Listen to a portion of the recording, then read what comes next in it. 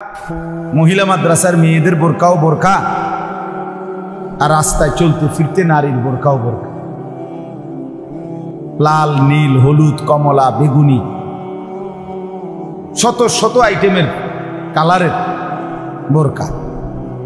বোরকা বানাইতে কাপড় যেদুর লাগে, থ্রি পিস বানাইতে কাপড়ের দূরে লাগে। সমান সমান থ্রি পিস যেমন রেডিমেড কিনতে পাওয়া যায়, বোরকাও রেডিমেড কিনতে পাওয়া যায়, শুধু উপরে ছেড়ে দিলে হয়। অর্থাৎ দুইটা জামা, একটা ভিতরে গায়ে দিছে, একটা উপরে গায়ে দিছে, এইটাই পার্থক্য হয়েছে। বোরকা নামের কিচ্ছুই হয় নাই, শুধু জামা গায়ে দিছে দুইটা, একটা ভিতরে গায়ে দিছে আর একটা উপরে গায়ে দিছে। তো এই কারণে বললাম মহিলা মাদ্রাসা আলহামদুলিল্লাহ চেষ্টা করতেছে মুসলমানের নারীদের মূল সম্ভ্রম, মূল পরিচয়, মূল হুকুম পর্দা, এটাকে ধরে রাখা। বাস্তবতা হলো কোনো নারী মুসলিম অস্বীকার করুক আর স্বীকার করুক, নারীর যত হুকুম ইসলামের সব কিছুর মধ্যে প্রথম হলো পর্দা। তার পর্দাকে সামনে রেখে এরপরে নারীর হুকুম সাজানো। ওযু গোসল নামাজ রোজা হজ জিকির তেলাওয়াত দান সাদাকা সব কিছুর মধ্যে প্রথম আগে সামনে রাখা হয়েছে তার পর্দা। এটা ঠিক রেখে বিধান ওইভাবে সাজাইছে, এটাই বাস্তবতা। আপনি মনে করেন একটা ছোট্ট উদাহরণ দিই, হজ্জের মধ্যে অথবা উমরায় আল্লাহর বান্দারা যখন হজ করার জন্য যায় তো এহরামের কাপড় পরে হজের পোশাক তালবিয়া পরে, লাব্বাইক আল্লাহুম্মা লাব্বাইক লাব্বাইক লা শারীকা লাকা লাব্বাইক ইন্নাল হামদা ওয়ান নি'মাতা লাকা ওয়াল মুলক লা শারীকা লাক, এটা পড়তে হয় বাধ্যতামূলক। এটা পড়লেই এহরাম শুরু হয়। তো এই তালবিয়া, এইটার তালবিয়া বলে এই বাক্য পুরাটারে।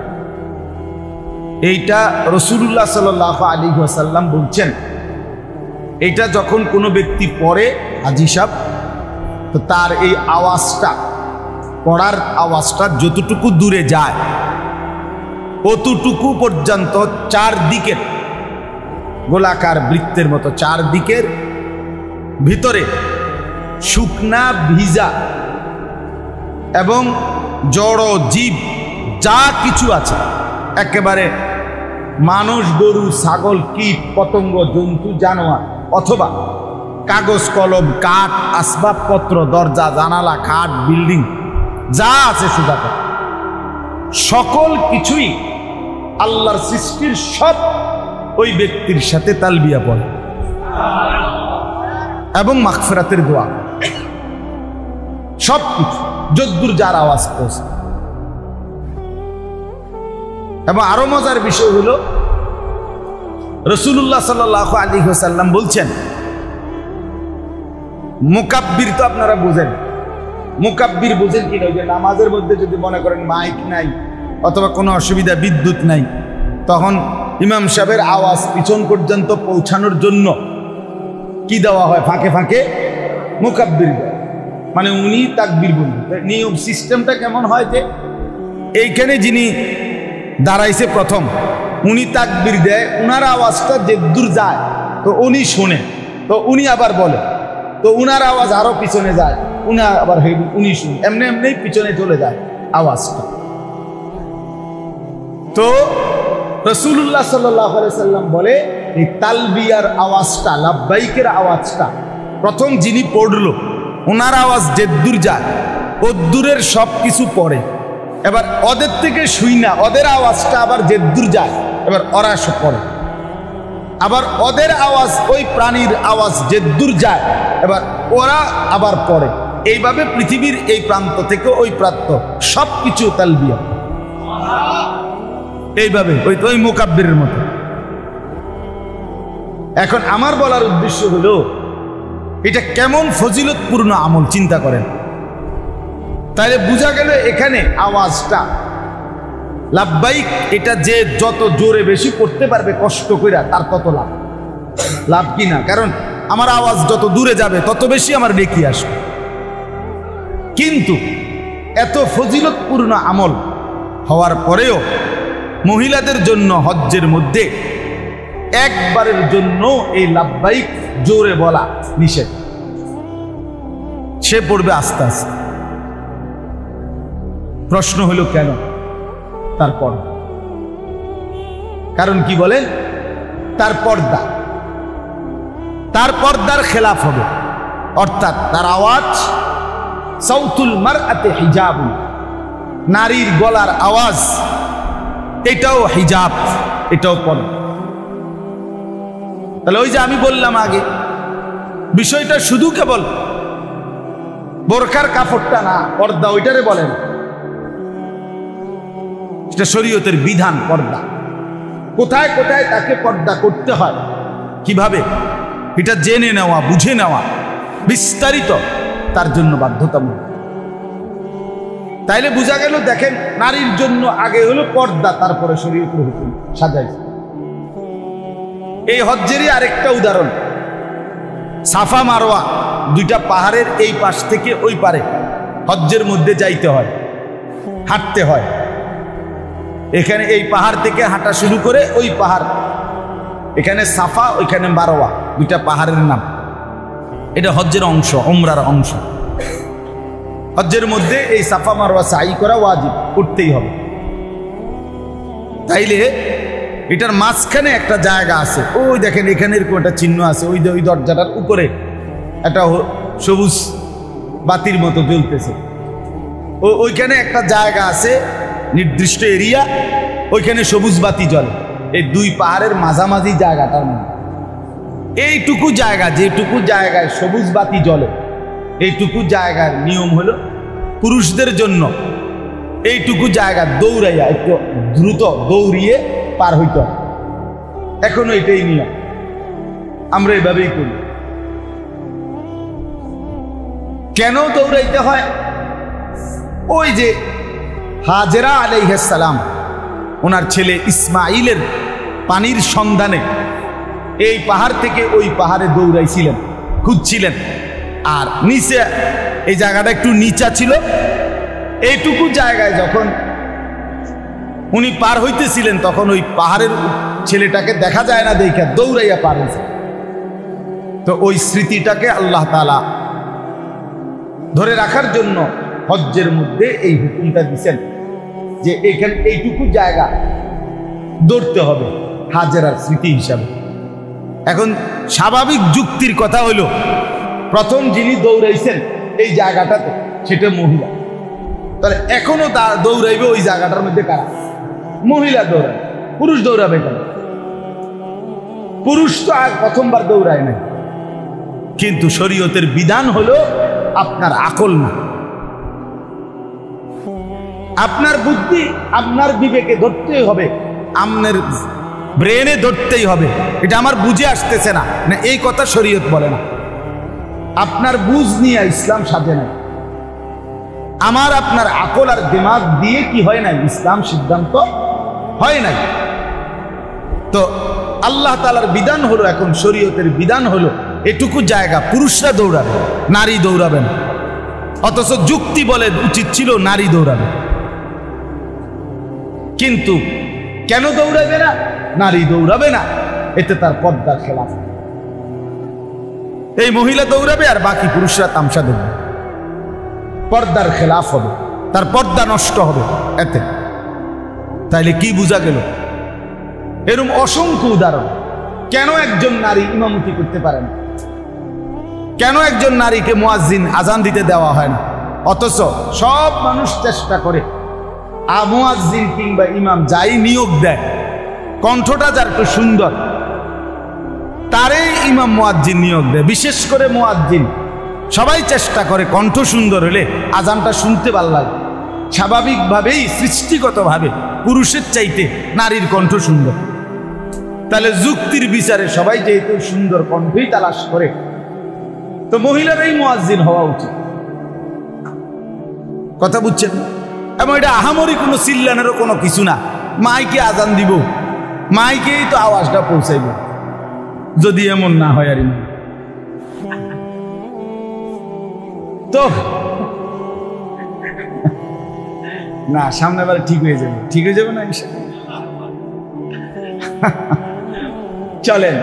তো বলতেছিলাম, নারী আজান দেও না, নারী ইমামতি করে না, সর্বকিছুতে মূল মাসআলা হলো নারীর পর্দা। নারীর কি বলেন? রাসূলুল্লাহ সাল্লাল্লাহু আলাইহি ওয়াসাল্লাম বলছেন, নবীজির জামানায় মহিলারা মসজিদে নববীতে জামাতে শামিল হতেন। তো আল্লাহ নবী সাল্লাল্লাহু আলাইহি ওয়াসাল্লাম বলছে, খায়রু সুফুফিন নিসাই আখিরুহা, মহিলাদের জন্য সর্বোত্তম কাতার হলো একদম পিছনের কাতার। কেন? পর্দা। সে আগে আসলো, তাকে দাঁড়াইতে হবে কোথায়? পিছনে। কেন? তার পর্দা, তার পর্দা। পরবর্তীতে আল্লাহ নবী সাল্লাল্লাহু আলাইহি ওয়াসাল্লাম মহিলা সাহাবী জিজ্ঞেস করছে, ইয়া রাসূলুল্লাহ সাল্লাল্লাহু আলাইহি ওয়াসাল্লাম, মসজিদে নববীতে আপনার সাথে মসজিদে আইসা নামাজ পড়া এটা আমার জন্য উত্তম, নাকি আমার ঘরে আমি নামাজ পড়া আমার জন্য উত্তম? আল্লাহ নবী সাল্লাল্লাহু আলাইহি ওয়াসাল্লাম বলেন, তোমার ঘরে সবচেয়ে ভিতরের যেই কামরা, ওইখানে গিয়ে নামাজ পড়া তোমার জন্য উত্তম। অথচ এখানে রাসূলুল্লাহ সাল্লাল্লাহু আলাইহি ওয়াসাল্লামের সাথে দাঁড়াবার কথা, মানে মসজিদে নববীর সাথে বলতে মানে এই জামাতে, তার চাইতে উত্তম তোমার ঘরের ফি কাআরি বাইতিহা, তার ঘরের মূল যে কুঠুরি, যেখানে একদম পিছনে ভিতরে, সেখানে পড়া উত্তম। কেন বলেন? কেন? কেন বলেন না? এরকম অনেক উদাহরণ আপনাকে দেওয়া যাবে। সবকিছুর মূলে নারীর সমস্ত হুকুম পর্দা। মাসালা হলো কুরবানির প্রাণী যখন জবাই করে, উত্তম হলো শরীয়তের চাওয়া হলো যাদের কোরবানি হচ্ছে, অর্থাৎ এই গরুটা দিয়ে যাদের ওয়াজিব আদায় করা হয়, এই 7 জনের মনে করেন বা যেই 2 জনের, তারা এখানে উপস্থিত থাকা, সামনে থাকা জবাইয়ের সময়, এটাই উত্তম। কিন্তু নারী, তার জন্য এটা নিষেধ। কেন? তারপর এই সব কিছুতে নারীর ক্ষেত্রে মাসআলা। তারপর কোরআন শরীফে আছে, হযরত মূসা আলাইহিস সালাম ওই ফেরাউনের ভয়ে এলাকা ছেড়ে দিলেন, গিয়া যেতে যেতে মাদায়েন অন্য দেশে চলে গেছেন। যাওয়ার পরে ওই দেশে গিয়ে প্রথম একটা কূপের সামনে আইসা দাঁড়াইছেন। আইসা দেখছে ওই কূপের মধ্যে লোকেরা তাদের উট, বকরি, ছাগল এগুলোকে পানি পান করাইতেছে। উটের থেকে, কূপের থেকে একটা ভারী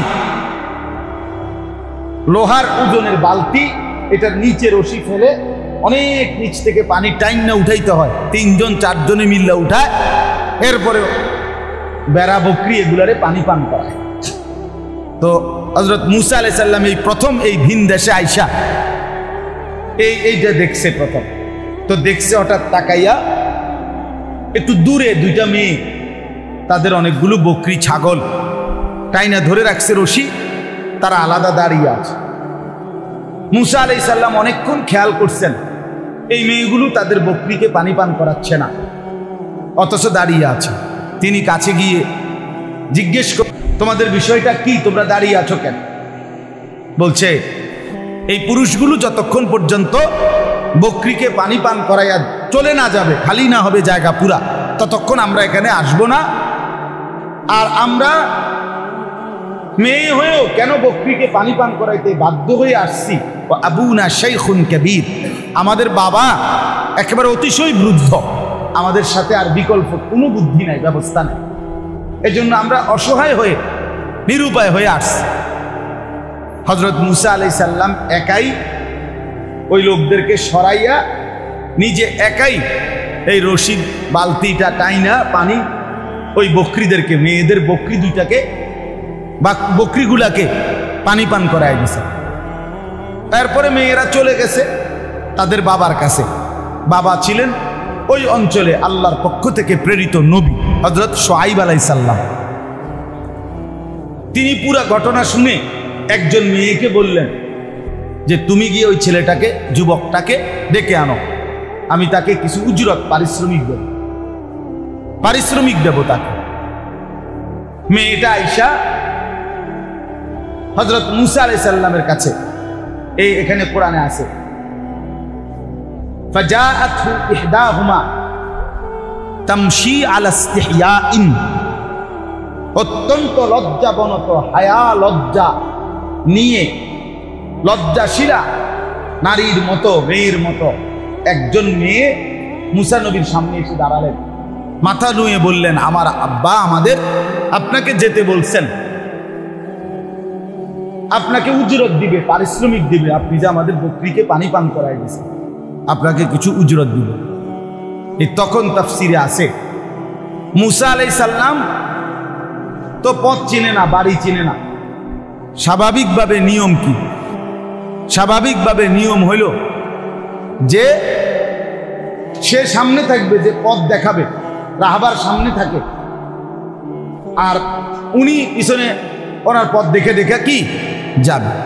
কিন্তু মুসা আলাইহিস সালাম তৎক্ষণাৎ বললেন ওই কন্যাকে, ওই মেয়েকে, তুমি আমার পিছনে হাঁটো, আমি সামনে হাঁটবো, এবং তুমি পিছন থেকে ডান বাম বলবে। কেন? কারণ সে তো নারী, তার পর্দা তার মূল বিষয়। এক যুবক পুরুষ পিছনে থাকবে আর এই নারী সামনে সামনে হাঁটবে, সেটা অবশ্যই তার পর্দার খেলাফ হবে। এই জন্য মুসা আলাইহিস সালাম তাকে বললেন তুমি পিছনে হাইটা আমার ডান বাম বল। এই হলো ইসলাম, এই হলো আল্লাহর দ্বীন, এই হলো আল্লাহর বিধান। আমার বাপ, আমার ভাই, আমি মূলে এই কথাটা বুঝাইতে চাইতেছি, এক নারী, এক মুসলিম কন্যা, বোন, মা, স্ত্রী, এই চারটা মৌলিক পরিচয় নারী। কখনো সে কন্যা, মেয়ে, কখনো সে বোন, কখনো সে স্ত্রী, কখনো সে মা। এই চার পরিচয় দামি। ইসলাম আলাদা আলাদা ভাবে একসাথেও নারীর মর্যাদা দিছে, আবার আলাদা আলাদাও মূল্যায়ন। কন্যা হিসাবে আলাদা মূল্য দিছে, বোন হিসাবে আলাদা মূল্যায়ন করছে। মেয়ের বাপকে বলছে যে তুমি তারে যত্ন করে লালন পালন কইরো। রাসূলুল্লাহ সাল্লাল্লাহু আলাইহি সাল্লাম শুনাইছেন যে আমি তোমাকে, মেয়ের বাপকে বলছে, আমি তোমাকে নিয়ে একসাথে জান্নাতে একসাথে থাকবো। এই দুই আঙ্গুলের মাঝে যেমন কোনো ব্যবধান নাই, জান্নাতে তুমি আমার সাথে এরকম পাশাপাশি। কার বাপ? মেয়ের বাপ, কন্যার বাপ। রাসূলুল্লাহ সাল্লাল্লাহু আলাইহি ওয়াসাল্লাম বলছে, কোরআনে বলছে, আমি যেন এভাবে বলি, আমি এভাবে বলি, কোরআন শরীফে বলছে আল্লাহ নারী কন্যার জন্ম, কোন ঘরে মেয়ে জন্ম নিছে, এই কথাইটারে আল্লাহ কোরআনে দুইবার বলছে সুসংবাদ। হ্যাঁ, দুইবার। ওয়া ইদা বুশিরা আহাদুহুম বিল উনসা যাল্লা ওয়াজহুহু মুসওয়াদ্দান ওয়া হুয়া কাযীম ইয়াতাওয়ারা মিনাল কওমি মিন সুই মা বুশিরা বিহি। এই যে আবার দুইবার বলছে বুশিরা, আল্লাহ বলছে দুইবার সুসংবাদ কন্যার ব্যাপারে। অর্থাৎ আল্লাহ যেন কোনো ঘরে কন্যা হওয়ার পরে আল্লাহই যেন বলছে একটি সুসংবাদ, একটি সুসংবাদ, এই ঘরে একটি কন্যা জন্মগ্রহণ করেছে। এবার যেন এই ঘোষণাটা নবী শুনছে। আমি বুঝাইলাম আর যে নবী যেন শুনছে, শুননা এবার নবী গেছে, গিয়া ওই মেয়ের বাপরে ডাক দিছে, ডাক দিয়া বলছে নাফিসার বাপ শোনো, মানে আনিসুর রহমান আশরাফি। আনিসুর রহমান আশরাফির প্রথম কন্যা, প্রথম সন্তান কন্যা। এই জন্য আমারে তো আমার বোনেরা, মা, তারা তো নাফিসার বাপটা, মানে আমার বড় মেয়ের নাম নাফিসা। তাহলে রাসূলুল্লাহ সাল্লাল্লাহু আলাইহি সাল্লাম যেন বললেন নাফিসার বাপ শোনো, তুমি তারে যত্ন করো, আদর সোহাগ কইর, যথাযথ যত্ন নিয়ে আখলাক চরিত্র দিয়ে তার পর্দা দিন শরীয়ত ঠিক করে তার উত্তম আখলাকে গড়ে একজন সৎ পাত্র ছেলের হাতে তুলে দিও। ইজা খাতাবা ইলাইকুম মান তারদাউনা দীনাহু ওয়া খুলুকাহু ফাযাওবিজুহু।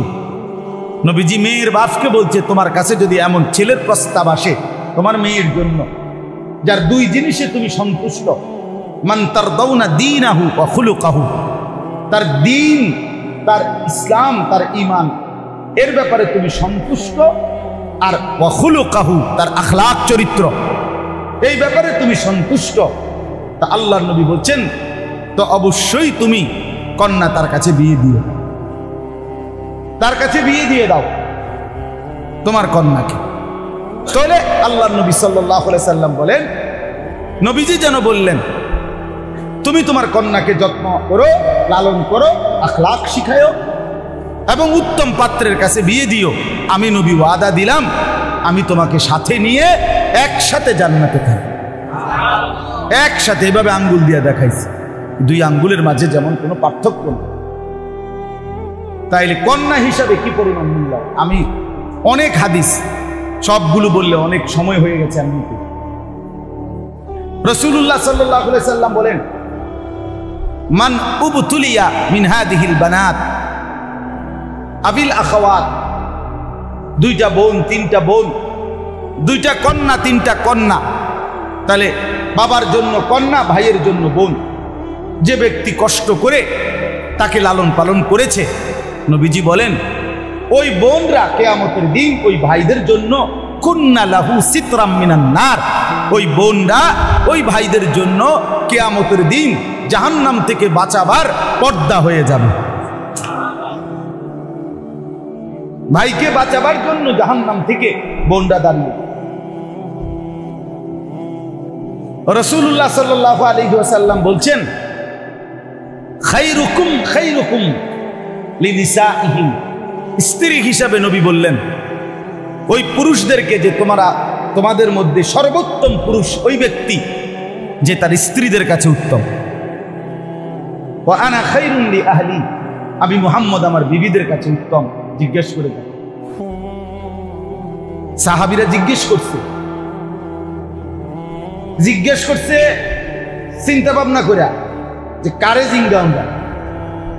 নবীজির বিবি মোট 11 জন, এর মধ্যে একজন মাত্র স্ত্রী হলো একেবারে সবচেয়ে কম বয়স্কা কুমারী, আর সব হলো আগে বিবাহিতা ওনারা ছিলেন। হযরত আয়েশা রাদিয়াল্লাহু তাআলা আনহা, নবী সাল্লাল্লাহু আলাইহি সাল্লামের বয়স যখন 53 বছর বা 54 বছর, তখন ওনার বয়স মাত্র 9 বছর। কতটা ব্যবধান! তাহলে এই মাত্র 9 বছরের এই বালিকা 54 বছরের একজন পুরুষ যিনি স্বামী, তিনি যথোপযুক্তভাবে এই 9-10 বছরের মেয়ে তার হক, তার সাথে সম্পর্ক ঠিক মতো রাখতে পারা, এটা একটু কঠিন, কারণ বয়সের অনেক ডিস্টেন্স, ব্যবধান। এই জন্য সাহাবীরা উনারে জিজ্ঞাসা করছে যে দেখি উনি কি কয়। হযরত আয়েশা রাদিয়াল্লাহু তাআলা আনহাকে জিজ্ঞেস করছে, আম্মা জান, রাসূলুল্লাহ সাল্লাল্লাহু আলাইহি ওয়াসাল্লামের আখলাক কেমন? উনি তো রীতিমতো অবাক। উনি বললেন, আমা কারাতুমুল কোরআন, আরে বলো কি, তোমরা কি আল্লাহর কোরআন পড়ো না? তো ওনারা বললেন, অবশ্যই পড়ি। আম্মা জান আয়েশা রাদিয়াল্লাহু তাআলা আনহা বললেন, কানা খুলুকুহুল কোরআন, আরে তার চরিত্রই তো কোরআন, তার চরিত্রই তো কোরআন। এখানে একটা গুরুত্বপূর্ণ কথা, তার চরিত্র কোরআনের মতো না, এটা বলেন। আরবিতে মতো বললে সাদৃশ্য মানে মতো, এই সাদৃশ্যের জন্য নিয়ম হইল কোনো জিনিস কেউ কারোর সাথে সাদৃশ্য দিলে সব দিক সমানভাবে 100-100 মিলতে হয় না। এটাই সাদৃশ্যের নিয়ম, তাশবিহের নিয়ম। যেমন তে একটা বাঘের বাচ্চা মানে লেজ সহ, কি বলে তে বেড়ে, তাহলে বাঘের বাচ্চা মানে কি লেজ সহ? না না, বীরত্ব। সাহসিকতা, এই না, এই একটা বিষয়ে তার সাদৃশ্য হলেই তাকে বাঘের সাথে কি দিল? তুলনা দিল। তাহলে সাদৃশ্যের জন্য সব কিছু এটা সমান সমান হইতে হয় জরুরি না। এই জন্য কোরআনের মতো বলে নাই, বললে হয়তো কোরআনের মধ্যে একজন মুমিনের আখলাক মনে করেন 30টা 20টা হইলেও আপনি কইতেন আরে কয় কি মিয়া খাম খেয়ালি না, 25টা হইলেও কইতেন না হইছে আল্লাহ একজন এত খুঁজন আছে। কিন্তু না, উনি বলছেন কানা খুলুকুহুল কোরআন, কোরআন পুরাটা যেমন মুহাম্মদে আরবি তেমন, মুহাম্মদে আরবি এমন পুরা কোরআন চাচ্ছিল যেমন।